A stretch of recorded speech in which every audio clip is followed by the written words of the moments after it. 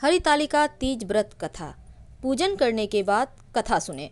सूत जी कहते हैं, मंदार की माला से जिन पार्वती जी का केश पास अलंकृत है और मुंडों की माला से जिन शिव जी की जटा अलंकृत है, जो पार्वती जी दिव्य वस्त्र धारण की हैं और जो शिव जी दिगंबर हैं, ऐसी श्री पार्वती जी तथा श्री शिव जी को प्रणाम करती हूँ।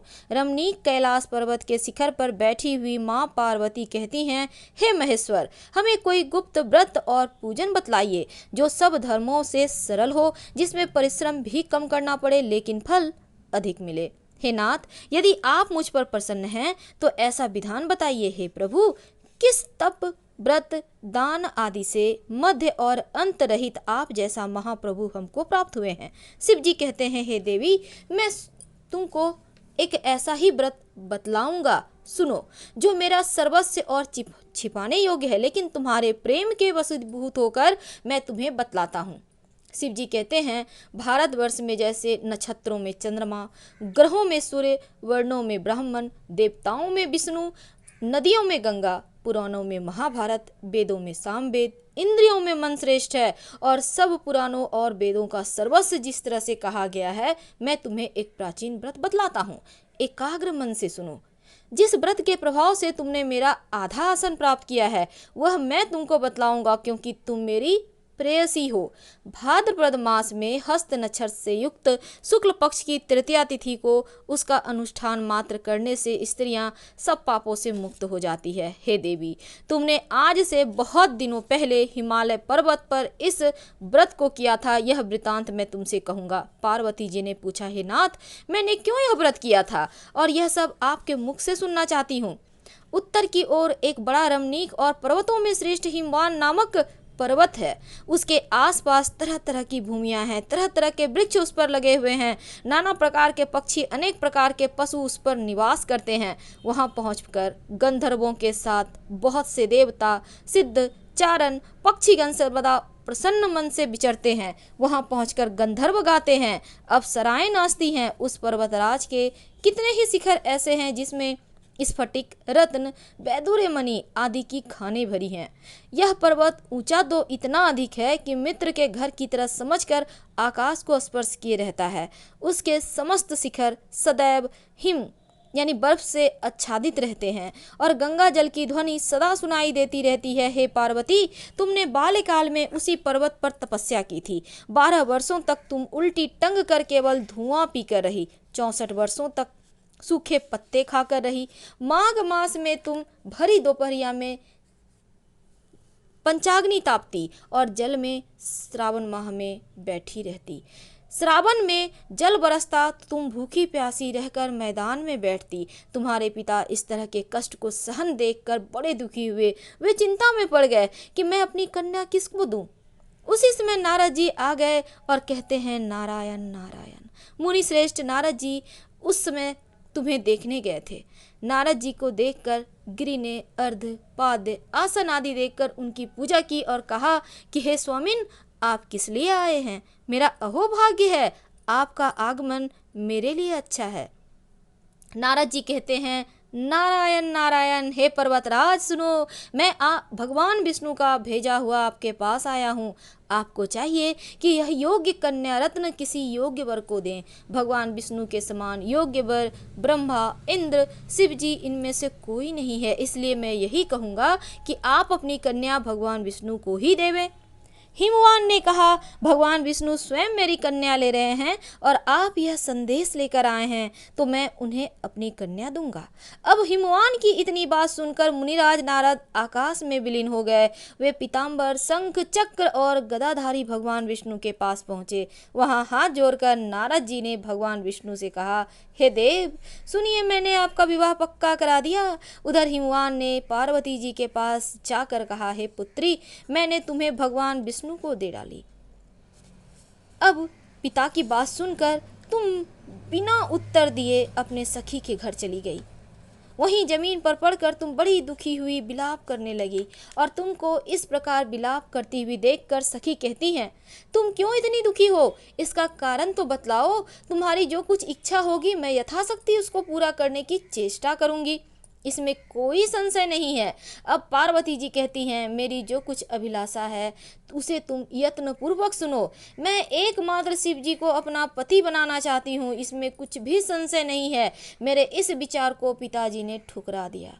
इससे मैं अपने शरीर को त्याग दूंगी। पार्वती जी के इस बात को सुनकर सखियों ने कहा कि शरीर का त्याग ना करो, चलो किसी ऐसे वन में चलते हैं जहाँ पिता को पता ही ना लगे। अब ऐसी सलाह कर तुम जैसे ही वन में पहुँच गई वैसे वन में, और इधर पिता तुम्हारे घर घर तुम्हें खोजने लगे, दूतों द्वारा भी खबर लेने लगे, कौन देवता या किन्नर मेरी पुत्री को हर ले गया है। उन्होंने मन ही मन कहा, मैं नारद जी के आगे प्रतिज्ञा कर चुका हूँ, मैं अपनी पुत्री भगवान विष्णु को दूंगा। ऐसा सोचते सोचते हिमवान मूर्छित हो गए। अब गिरिराज को मूर्छित देखकर सब लोग हाहाकार करते हुए दौड़े। जब होश हुआ तो सब लोग पूछने लगे, गिरिराज अपनी मूर्छा का कारण तो बतलाइए।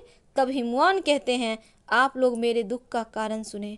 न मालूम कौन मेरी कन्या को हर ले गया है। ऐसा नहीं हुआ तो उसे किसी काले सांप ने काट लिया है या सिंह खा गए होंगे। हाय हाय, मेरी बेटी कहाँ गई? किसी दुष्ट ने मेरी पुत्री को मार डाला। ऐसा कहकर वे वायु के झोंके से कांपते हुए वृक्ष के समान कांपने लगे। इसके बाद हिमराज तुम्हें बन बन खोजने लगे। वह वन भी सिंह, भालू, हिंसक जानवरों से भरा हुआ था और भयानक भी हो रहा था। वह वन भी, तुम भी अपनी उसी वन में सखियों के साथ उस भयानक वन में चलती चलती एक ऐसी जगह जा पहुंची जहां एक नदी बह रही थी। उसके रमणीय तट पर एक बड़ा ही सुंदर बड़ी सी कंदरा थी। तुमने उसी कंदरा में आश्रम बना लिया और मेरी एक बालुकामयी प्रतिमा बनाकर अपनी सखियों के साथ जब भाद्रपद शुक्ल पक्ष की हस्तयुक्त तृतीया तिथि को प्राप्त हुई तब तुमने मेरा विधिवत पूजन किया। रात भर जागकर गीत वाद्य आदि से मुझे प्रसन्न करने में बिताया। उस ब्रजराज के प्रभाव से व्रतराज के प्रभाव से मेरा आसन डगमगा उठा, जिससे मैं तत्काल उस स्थान पर जा पहुंचा जहां तुम अपनी सखियों के साथ रहती थी। वहां पहुंचकर मैंने तुमसे कहा कि मैं तुम पर प्रसन्न हूँ, बोलो क्या चाहती हो। तुमने कहा, हे मेरे देवता, यदि आप मेरे ऊपर प्रसन्न हैं तो मेरे पति बने। मेरे तथास्तु कहकर कैलाश पर्वत पर वापस आने पर तुमने वह प्रतिमा नदी में प्रवाहित कर दी और सखियों के साथ उस महाव्रत का पारण किया। हिमवान भी तब तक उस वन में तुम्हें खोजते हुए आ पहुंचे और चारों दिशाओं में तुम्हारी खोज करते करते बड़े व्याकुल हो चुके थे, इसलिए तुम्हारे आश्रम के समीप पहुंचते ही गिर पड़े। थोड़ी देर बाद उन्होंने नदी के तट पर दो कन्याओं को सोते हुए देखा। देखते ही उन्होंने तुम्हें छाती से लगा लिया और बिलख कर रोने लगे। फिर पूछा, पुत्री, तुम सिंह, व्याघ्र आदि जंतुओं से भरे इस वन में क्यों आ पहुंची? पार्वती जी कहती हैं, हे पिताजी, मैंने पहले ही अपने आप को शिव जी के हाथों सौंप दिया था। आपने मेरी बात ही टाल दी, इसलिए मैं वहां से चली आई। हिमवान ने सांत्वना दी कि पुत्री, मैं तुम्हारी इच्छा के विरुद्ध कुछ नहीं करूँगा। वे तुम्हें अपने साथ घर ले आए और मेरे साथ तुम्हारा विवाह करवा दिया। इसी से तुमने मेरा अर्धासन पाया है। इस व्रत का नाम हरितालिका क्यों पड़ा? क्योंकि तुमको सखियों के द्वारा हर ले गई थी तुम, इसीलिए इसका नाम हरितालिका पड़ा। तब से आज तक इस व्रत को किसी के सामने प्रकट करने का अवसर प्राप्त नहीं हुआ था, लेकिन आज मैं तुमसे कहता हूँ। पार्वती जी कहती हैं, प्रभु, आपने नाम तो बताया पर अब इसकी विधि भी बतलाइए। इसका क्या पुण्य है, क्या फल है, व्रत कौन करे? तब शिव जी पार्वती जी से कहते हैं, हे देवी, मैंने समस्त स्त्री जाति की भलाई के लिए यह उत्तम व्रत बतलाया है। जो स्त्री अपने सौभाग्य की रक्षा करना चाहती हैं वह यत्न पूर्वक इस व्रत को करे और इस व्रत को करने के समय केले के खंभे आदि से सुशोभित एक सुंदर मंडप बनावे। उसमें रंग बिरंगे रेशमी कपड़ों से चंदोबा लगाकर चंदन आदि सुगंधित द्रव्यों से वह मंडप लिपवावे। फिर शंख, भेरी, मृदंग आदि बजाते हुए बहुत से लोग एकत्रित होकर तरह तरह के मंगलाचार करते हुए उस मंडप में पार्वती और शिव जी की प्रतिमा स्थापित करे।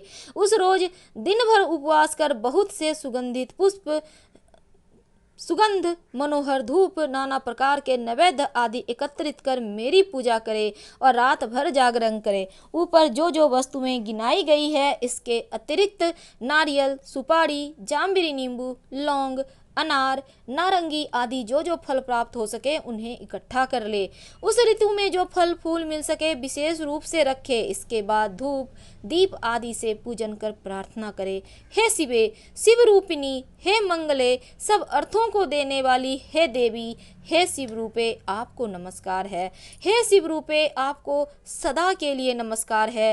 हे ब्रह्म रूपिणी आपको नमस्कार है। हे जगदात्री आपको नमस्कार है। हे सिंहवाहिनी, संसार के भय से भयभीत मुझ दीन की रक्षा करें।